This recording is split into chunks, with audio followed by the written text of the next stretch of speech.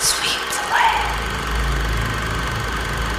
Tear down the bridges, drain all the rivers, burn down the town hall. There are no winners. Reload the weapons, sharpen the scissors, cut off the fetters, pull all the triggers.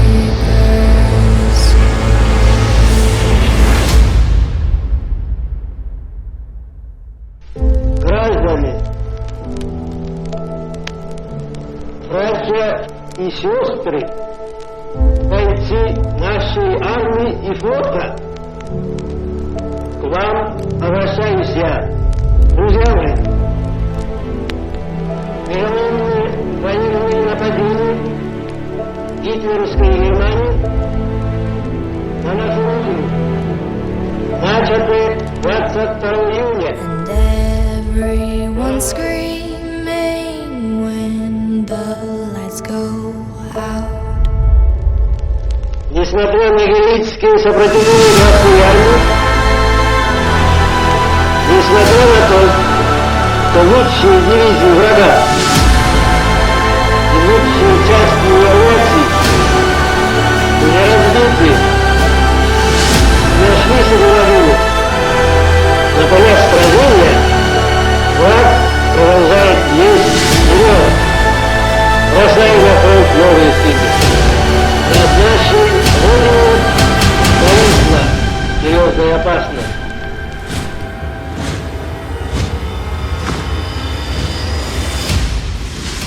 Hey everyone, Joe here. Wanted to do the introduction video for the artillery group build being hosted by Joachim at Yorama Marobau and Marcus over at Scale Bench. They've done a couple of group builds and I like participating in them. One, because their subject matter for the group builds tends to be different than most, which is great. And then it's also wide-ranging as well. So kind of like the Pearl Harbor group build that Charlie Mack is going to be putting on here soon, where you it encompasses a plethora of different things you can choose. And this one, being an artillery group build, covers, it can be anything that's artillery. So it could be figures, artillery figures, and cannons from Civil War, World War II, World War I, all that great stuff. So pretty neat. And was contacted by Marcus if I wanted to participate, and I said yes. In fact, I already had something in mind that I just acquired recently, and I was super excited about it. And Marcus actually knew what I was talking about before I even told him what it was, and he said it was acceptable. So I was like, perfect, because the last group build for Tank Hunters, I did the HS-129, affectionately known as the Duck. It's an aircraft, a Tank Hunter aircraft. So instead of other Tank Hunters out there, like Su-76, Su-122s, etc., I chose to do an aircraft. So a little bit different. So again, I'm choosing something a little bit strange and unusual because I myself am strange and unusual. Thanks, Winona. And here's what we're going to do. We are going to do the Su-152 self-propelled heavy howitzer. Now, some of you might be looking at this and say, hey, that's a tank hunter. That's a tank killer. Also affectionately known as the Beast Killer, by the way, or Zavoro Boy. It's technically artillery. So here it is, and we'll just open this up real quick. We do need to, you can see it's still brand new. I just got it and I took the cellophane off so we wouldn't have the glare all over the place. But we got all in bags here. I actually like trumpeter kits. They fit really well. They might not always be the most accurate, but they do tend to fit really well. There we go. All our little Tons and tons of tracks. Yay. Speaking of tracks, I thought about getting metal tracks for this because they're out there, but they want about $50 to $80, $90 for metal tracks. I'm not at that point yet. I don't see the value in that for myself right now. Now, I'm not saying they're not valuable. I'm just saying for myself, metal tracks at that price, it's not really worth it. So that's what we got. The SU-152, like I said, bit of an unusual thing. Here's some fun facts about it. Like I told you, its nickname was Beast Killer. And it wasn't intended to be a tank hunter. It's actually intended to be an artillery piece because after the Battle of Stalingrad, it was realized that unlike the Germans, the Russian infantry lacked some mobile heavy artillery support. They had a standard track 230 millimeter howitzer, but it was completely unprotected, no armor, not suited for the kind of operations in open battlefield, dealing with direct fire, etc. And the Su-76, which was mass produced, was way too light for the purpose. So there became an urgent need after the Battle of Kursk. So when the Soviet army was preparing for a series of massive counteroffensives, that they needed, some artillery.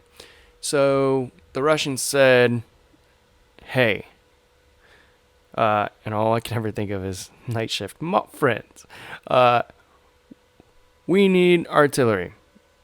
Perhaps we should take heavy 152 artillery piece and KV-1 and SU and mount them all together. Yes, that's probably my best Russian impersonation. I am comedian from Russia. Thank you very much.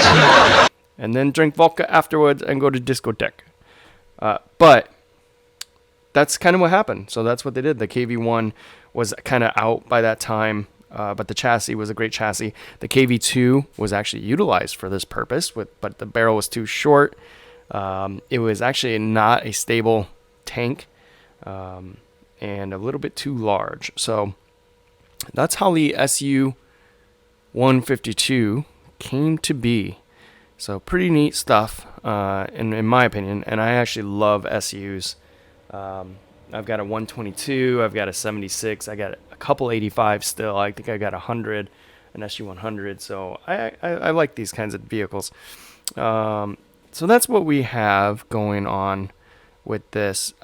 I've got something in mind. I saw some reference photos, and every single reference photo that I've seen of the SU-152, the fenders are damaged in some complete way. One's missing, one's bent all to hell.